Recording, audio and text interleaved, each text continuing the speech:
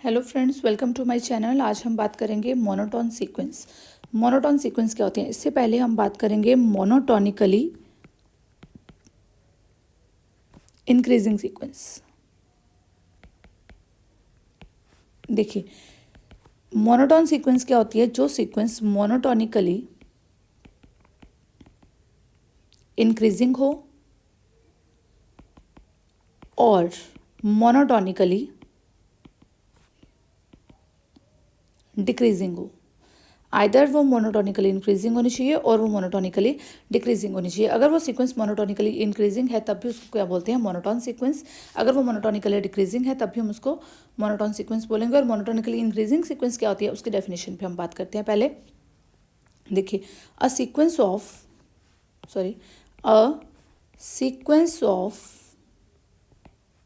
Real numbers is said to be increasing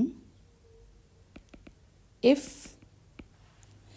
an that will be less than equal to an plus 1 for all n belongs to natural numbers। देखिए ये क्या चीज़ है, यहाँ पे देखिए ये क्या चीज़ है, an that is less than equal to an plus 1, ये चीज़ है। मीन्स सीक्वेंस हमारी होती क्या है, सीक्वेंस की डेफिनेशन हम ऑलरेडी कर चुके हैं। सीक्वेंस क्या होती है, इसको इस तरह से लिखते हैं, A1 A2 A3, ये सारी टर्म्स होती हैं सीक्वेंस की। सीक्वेंस को हम इस तरह से लिखते हैं या फिर हम इसको इस तरह से डिनोट कर लेते हैं, इस तरह से।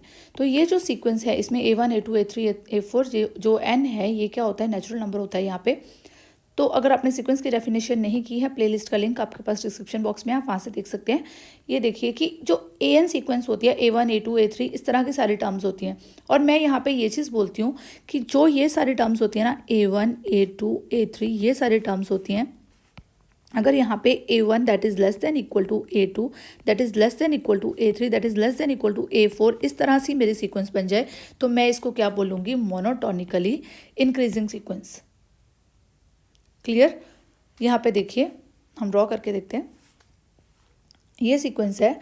तो यहाँ पे अगर कोई पॉइंट आपका आता है A1, यहाँ पे एक टर्म इसकी आती है A2, यहाँ पे ये वाली टर्म आ गई, देन यहाँ पे A4 टर्म आ गई, इस तरह से ये टर्म्स इंक्रीज हो रही हैं। और यहाँ पे AN टर्म आ गई, यहाँ पे AN प्लस 1 टर्म आ गई, इस तरह से आपकी टर्म्स आ रही हैं। और ये जो A1 टर्म है ना, A1 term that should be less than equal to A2, that should be less than equal to A3 A4, इस तरह से ये सारे टर्म्स होनी चाहिए। अगर नेक्स्ट वैल्यूज़ जो हैं वो उससे बड़ी आती जा रही हैं, इंक्रीज़ करती जा रही हैं, तो हम इसको क्या बोल देंगे, इंक्रीजिंग सीक्वेंस।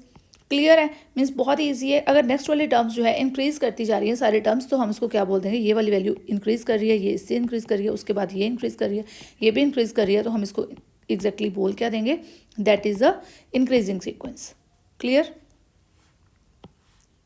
यहाँ पे ये चीज़ क्या होगी, A1 that will be less than equal to A2 that will be less than equal to A3 up to so on that will be less than equal to AN that will be less than equal to AN plus 1 that will be less than equal to up to so on. इस तरह से आपकी sequence जो है n natural numbers के लिए इस तरह से ये मूव कर रही है, तो हम इसको क्या बोल देते हैं, that is a monotonically increasing sequence. Clear, कोई डाउट नहीं है। इसकी एक एग्जाम्पल करते हैं और क्लियर हो जाएगा। लेट्स सपोज हमारे पास ये कोई सीक्वेंस है, for all n belongs to natural numbers. n belongs to natural numbers के लिए ये एक सीक्वेंस है। अब जब आपने ये सीक्वेंस को ड्रॉ किया, जब आपने 1 पुट किया तो आपके पास वैल्यू आई 1, जब आपने 2 पुट किया वैल्यू आई 4, देन 9, देन 16, इस तरह से इंक्रीज कर रही है। इस तरह से कोई n टर्म आ जाएगी जो कि n स्क्वायर, और देन n प्लस 1 स्क्वायर, इस तरह से आपके टर्म्स जो हैं ये इंक्रीज कर रही हैं। अगर मैं यहाँ पे बात करूँ तो ये वाले टर्म, जो फर्स्ट टर्म है ये A1 है, यहाँ पे अगर मैं A1 की बात करूँ तो A1 that is less then A2 that is less then A3, इस तरह से ये इंक्रीजिंग सीक्वेंस है, तो हम इसको क्या बोल देंगे, ये क्या है, मोनोटोनिकली इंक्रीजिंग सीक्वेंस। क्लियर, ये क्या है, एक इंक्रीजिंग सीक्वेंस है। चलिए आगे बात करते हैं decreasing sequence.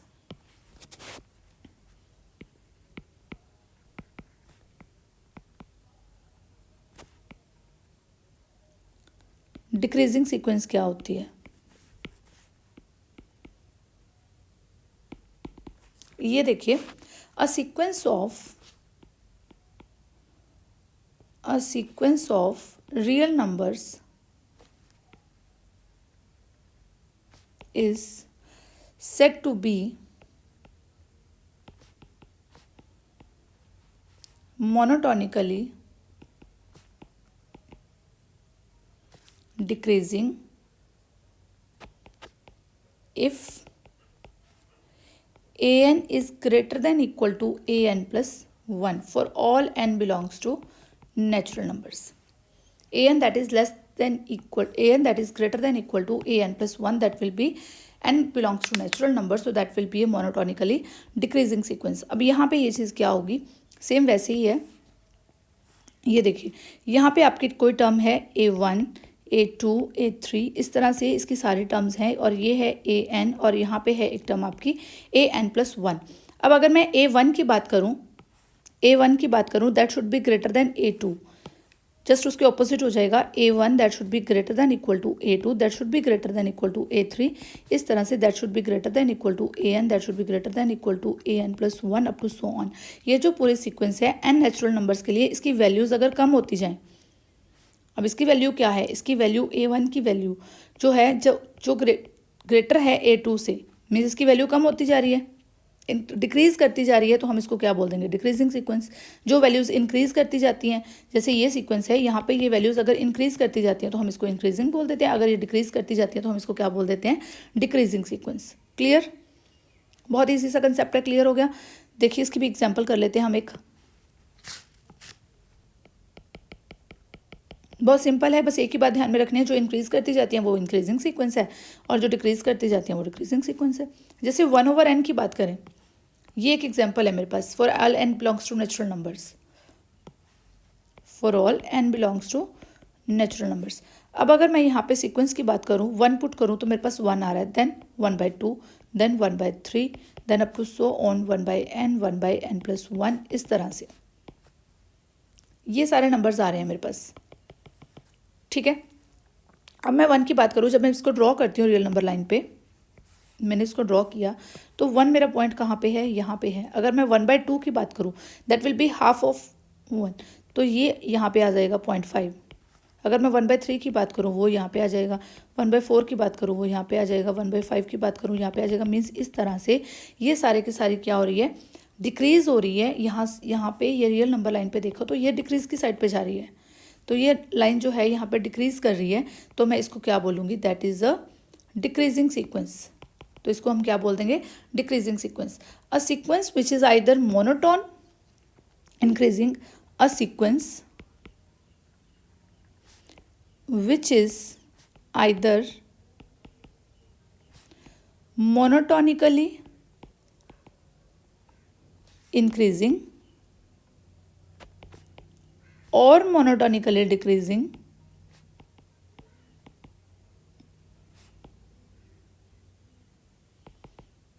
is called monotone sequence।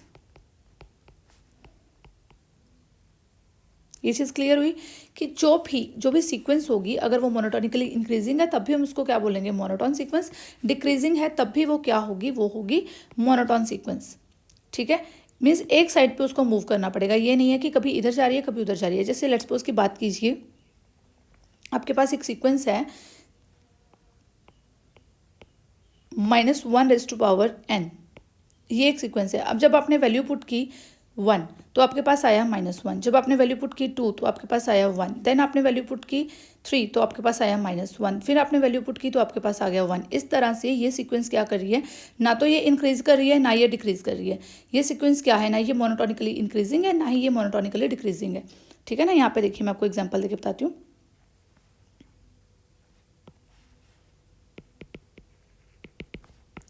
-1⁻n, जब हम इसे ड्रॉ करते हैं तो यहाँ पे ये सीक्वेंस मूव कर रही है -1 से लेके 1 के बीच में। जब इसके एलिमेंट्स देखते हैं, इसके सारे पॉइंट्स देखिए कैसे आ रही हैं, इसके सारी टर्म्स कैसी आ रही हैं। 1 पुट कर रही हूँ तो वो टर्म आ रही है -1, फिर 2 पुट किया तो वो टर्म आ गई 1, फिर 3 पुट किया तो वो टर्म 1 आ गई, -1 आ गई, फिर 1 आ गई। मीन्स ये जो ऑड नंबर्स हैं, ऑड नंबर्स के लिए मेरे पास वैल्यू आ रही है -1, जो इवन नंबर्स हैं उसके लिए मेरे पास वैल्यू आ रही है 1। मीन्स ये सीक्वेंस कहाँ पे मूव कर रही है, कभी ये -1 पे आ रही है, कभी ये 1 पे, फिर -1 पे आ जाती है, फिर 1 पे आ जाती है। मीन्स यहाँ तो ना तो ये इंक्रीज़ कर रही है और ना ही ये डिक्रीज़ कर रही है, तो इसलिए ना तो ये मोनोटोनिकली इंक्रीजिंग है, ठीक है, और ना ही ये मोनोटोनिकली डिक्रीजिंग सीक्वेंस है, तो हम इसको मोनोटोन सीक्वेंस नहीं बोल सकते। तो that is not a monotone sequence. Clear? Monotone sequence होती क्या है, वो आइदर वो इंक्रीज करनी चाहिए और वो डिक्रीज करनी चाहिए, या तो उसकी वैल्यूज सारी की सारी वैल्यूज इंक्रीज करती जाएं या वो डिक्रीज करती जाएं, तब हम उसको क्या बोलते हैं, that is a monotone sequence. Clear? अगर आपको कहीं से भी कुछ भी चीज़ समझ नहीं आई है, आप कमेंट करके पूछ सकते हैं, और अगर आपको इसकी पीडीएफ वैल्यू चाहिए तो इसकी पीडीएफ का लिंक आपके पास डिस्क्रिप्शन बॉक्स में है, वहाँ से डाउनलोड कर सकते हैं। Thank you, have a nice day, keep watching my videos.